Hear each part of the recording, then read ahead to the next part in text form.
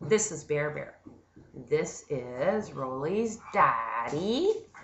He's a mess because he's like a toy to all my other dogs, and he's due for a grooming, which will be happening this week.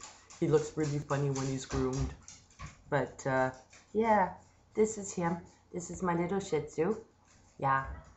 He's not so yappy, not like his son. Big fluffy thing. He won't be as of next Wednesday, but he's a good dog. Trained, happy, never, ever, ever, ever gets upset about anything. I love him.